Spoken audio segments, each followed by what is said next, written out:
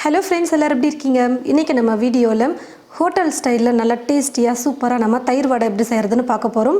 இனி நமக்கு தயிர் வடை சாப்பிடணுன்னு ஆசை வந்ததுன்னா ஹோட்டலுக்கு போய் நம்ம வாங்கி சாப்பிடவே வேணாம். வீட்லேயே நல்லா ஃப்ரெஷ்ஷாக சூப்பராக வீட்டில் இருக்கிற எல்லாரும் சாப்பிடக்கூடிய அளவுக்கு நம்ம நிறைய தயிர் வடை வீட்லேயே சூப்பராக செய்யலாம். வாங்க தயிர் வடை எப்படி செய்கிறதுன்னு பார்க்கலாம்.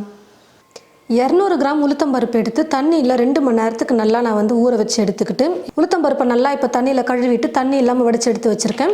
ஒரு 2 மணி நேரமாவது நல்லா ஊற வைக்கணும் உளுத்தம்பருப்பை. அப்போ தான் வடைக்கு மாவு அரைக்கிறதுக்கு நல்லாயிருக்கும். கொஞ்சம் கூட தண்ணியே இல்லாமல் இப்போ உளுத்தம்பருப்பை நான் வடிகட்டி எடுத்து வச்சுருக்கேன். இப்போ ஒரு மிக்ஸி ஜார் எடுத்துக்கிட்டு இந்த மிக்ஸி ஜாரில் ஊற வச்சு எடுத்து வச்சுருக்கிற இந்த உளுத்தம்பருப்பை சேர்த்து நல்லா நைஸாக அரைச்சிக்க போகிறேன்.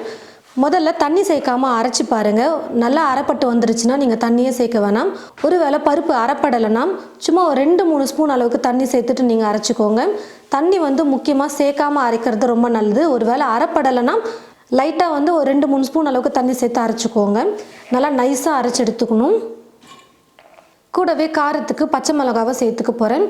நீங்கள் பொடியாக நறுக்கி போட்டும் செய்யலாம் வடையில். நான் இப்போது பருப்போடு சேர்த்து அரைச்சிக்க போகிறேன். சின்ன சின்னதாக இருக்கிறதுனால 4 எடுத்திருக்கேன். பெரிய பச்சை மிளகாய் இருந்தால் 3 எடுத்துக்கோங்க, கரெக்டாக இருக்கும். பாருங்கள் ஃப்ரெண்ட்ஸ், உளுத்தம்பருப்பை நான் நல்லா நைஸாக அரைச்சி எடுத்துக்கிட்டேன். பச்சை மிளகாவையும் சேர்த்து நல்லா அரைச்சி எடுத்துக்கிட்டேன். நல்லா கெட்டியாக நான் அரைச்சி எடுத்துக்கிட்டேன். பாருங்கள், முடிஞ்ச அளவுக்கு தண்ணி சேர்க்காமல் அரைச்சி பாருங்கள். அரைப்படலைன்னா லைட்டாக தண்ணி சேர்த்துக்கோங்க. 2 ஸ்பூன் 3 ஸ்பூன்னு தண்ணி சேர்க்காமல் நல்லா நைஸாக நான் அரைச்சி எடுத்துக்கிட்டேன். இப்போ மாவு நல்லா நம்ம கலந்து கொடுத்துக்கணும். எந்த அளவுக்கு நல்லா மாவை கலக்குறோமோ அந்த அளவுக்கு சூப்பராக வடை நல்லா எழும்பி வரும்.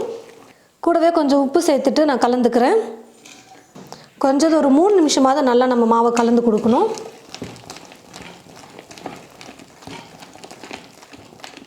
ஒரு 3 நிமிஷத்துக்கு மாவை நல்லா நான் கலந்து கொடுத்துக்கிட்டேன். இப்போ இது கூடவே ஒரு துண்டு இஞ்சி எடுத்து நல்லா பொடியாக கட் பண்ணி வச்சுருக்கேன். பொடியாக நறுக்கிய கருவேப்பிலை, கொஞ்சம் பொடியாக நறுக்கிய கொத்தமல்லி, இப்போ இது எல்லாத்தையும் சேர்த்துக்கிறேன். இது கூடவே நீங்கள் மிளகு கூட கொஞ்சம் கொரகொரப்பாக இடித்து சேர்த்துக்கலாம். நான் காரத்துக்கு பச்சை மிளகாவே சேர்த்ததுனால மிளகு சேர்க்கல. ஒரு கிண்ணத்தில் தண்ணி எடுத்துக்கோங்க. தண்ணியில் கையை லைட்டாக நனைச்சிக்கிட்டு மாவு எடுத்தோம்னா ஒட்டாமல் எடுக்க முடியும். எண்ணெயில் போடுறதுக்கு ஈஸியாக இருக்கும், கையில் ஒட்டாமல் போடுறதுக்கு.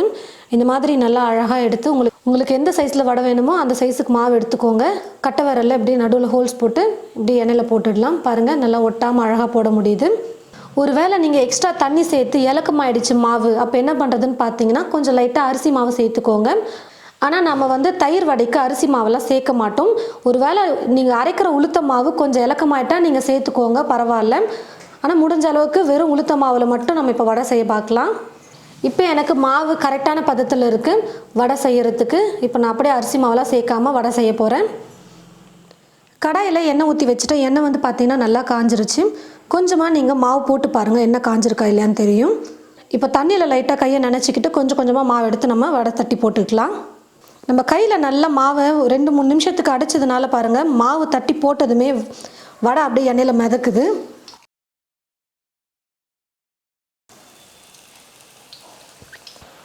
அப்பப்போ கரண்டி வச்சு திருப்பி கொடுத்துக்கிட்டோன்னா போதும், எல்லா பக்கமும் நல்லா வெந்து வந்துடும்.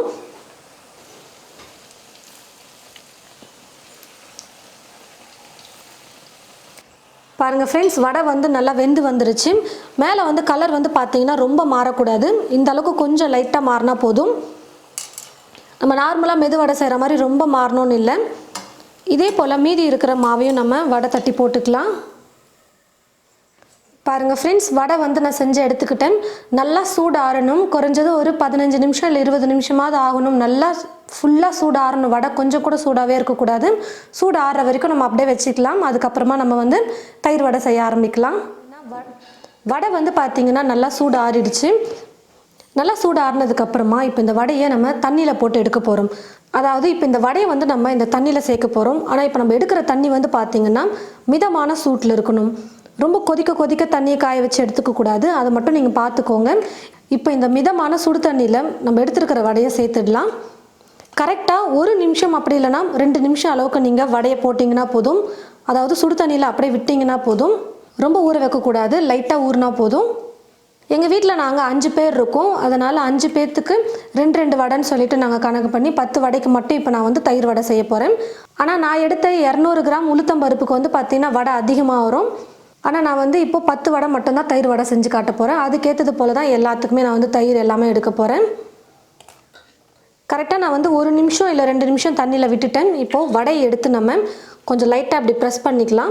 ரொம்ப அழுத்தக்கூடாது. வடையில் இருக்கக்கூடிய தண்ணி வந்து கொஞ்சம் லைட்டாக வெளியில் வரணும். அதுக்காக மட்டும் நம்ம அழுத்துறோம். வடை வந்து உடையக்கூடாது. அந்த அளவுக்கு ஸ்மூத்தாக அழுத்தி அதுக்குள்ளே இருக்கிற தண்ணி எடுத்துருங்க. இப்போ எல்லா வடையுமே இந்த மாதிரி ப்ரெஸ் பண்ணி நான் வந்து எடுத்து வச்சுக்கிறேன் ஒரு பிளேட்டில்.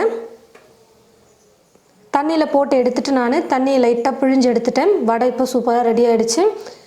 ரொம்ப சூடாக தண்ணியில் போட்டிங்கன்னா என்னாகுன்னு பார்த்தீங்கன்னா 1 நிமிஷம் கூட இருக்க முடியாது. அதுக்குள்ளவே வந்து வடை வந்து குழஞ்சிரும். சுடு தண்ணியில் போடும்பொழுது மிதமான சுடு தண்ணியில் போடுங்க. ரொம்ப சூடாக தண்ணியை கொதிக்க வச்சுட்டு போட்டிங்கன்னா கண்டிப்பாக வடை குழஞ்சிரும். அதே மாதிரி வடையை சூடாக தண்ணியில் போட்டாலும் குழஞ்சிரும், உடஞ்சி வந்துடும். அதுக்கப்புறமா வடை வந்து ஷேப்பாக இருக்காது. அது ஒன்று மட்டும் நீங்கள் பார்த்துக்கோங்க. இப்போ நான் ஒரு பாத்திரத்தில் 1/2 லிட்டர் தயிர் சேர்த்துக்கிறேன். தயிர் வந்து கொஞ்சம் திரியாக கெட்டியாக இருக்கும் பார்த்தீங்களா, அதெல்லாம் இல்லாத மாதிரி நல்லா நம்ம அடித்து எடுத்துக்கலாம். முக்கியமாக தயிர் வந்து நல்லா ஃப்ரெஷ்ஷான தயிராக எடுத்துக்கோங்க, புளிப்பு இல்லாத தயிராக. அப்போ தான் நல்லாயிருக்கும் தயிர் வடை சாப்பிட்றதுக்கு. இப்போ தேவையான அளவுக்கு உப்பு சேர்த்துக்கிறேன். தண்ணி கொஞ்சமாக சேர்த்துக்கிறேன். ஸ்டவ்வை பற்ற வச்சுக்கிட்டு ஸ்டவ் மேலே இப்போ ஒரு குட்டி தாளிப்பு கரண்டி வச்சுட்டு இந்த தாளிப்பு கரண்டியில் எண்ணெய் வந்து சேர்த்துக்கிறேன். எண்ணெய் நல்லா காஞ்சதுக்கப்புறமா கடுகு சேர்த்துக்கிறேன். கடுகு நல்லா பொரிஞ்சதும் ஸ்டவ்வை வந்து லோ ஃப்ளேமில் வச்சுக்கோங்க. இப்போ இது கூட 3 வரமிளகா சேர்த்துக்கிறேன். கூடவே 1 சிட்டிகை அளவுக்கு சீரகத்தூள் சேர்த்துக்கிறேன். உங்களுக்கு சீரகத்தூள் சேர்க்க பிடிக்கலனா நீங்கள் சீரகமாக கூட சேர்த்துக்கலாம். சீரகமாக இருந்தால் ஒரு சிலர் சாப்பிட மாட்டாங்க முழுசாக. அதனால் சீரகத்தூள் சேர்த்தோம்னா தயிரோடு சேர்ந்து மிக்ஸ் ஆகிடும். அப்போ சாப்பிட டேஸ்ட்டும் நல்லாயிருக்கும், சீரகமும் இருக்கும். சீரகத்தையும் சேர்த்து சாப்பிடுவாங்க. 1 சிட்டிகை அளவுக்கு பெருங்காயத்தூள். இப்போ ஸ்டவ் ஆஃப் பண்ணிவிட்டு இது கூட பொடியாக நறுக்கிய கருவேப்பிலை கொஞ்சம் எடுத்து வச்சுருக்கேன், அதை சேர்த்துக்கிறேன். இப்போ ரெடி பண்ணி வச்சுருக்கிற இந்த தாளிப்பு வந்து நம்ம ரெடி பண்ணி வச்சுருக்கிற தயிரில் சேர்த்துடலாம். கூடவே கொஞ்சம் கொத்தமல்லி சேர்த்துக்கிறேன். நீங்கள் மேலே கூட தூவிக்கலாம். நான் இது கூட கொஞ்சம் மிக்ஸ் பண்ணிக்கிறேன். கொஞ்சம் தனியாக எடுத்து வச்சுருக்கிறேன் மேலே தூவுறதுக்கு. கேரட் சேர்த்துக்கிறேன், துருவன கேரட். இப்போ எல்லாத்தையும் சேர்த்து மிக்ஸ் பண்ணிக்கலாம். அந்த பெருங்காயத்தூள், சீரகம், தாளிச்சிருக்கிற அந்த கடுகு எல்லாமே வந்து பார்த்திங்கன்னா சூப்பராக இருக்கும். மிளகா வந்து பார்த்திங்கன்னா ஆப்ஷனல் தான், நீங்கள் மிளகா சேர்க்காம கூட நீங்கள் தாளிச்சிக்கலாம். இப்போ நம்ம ரெடி பண்ணியிருக்கிற தயிரை இது கூட சேர்த்துடுறேன். தயிர் வடை சூப்பராக ரெடி ஆகிடுச்சு.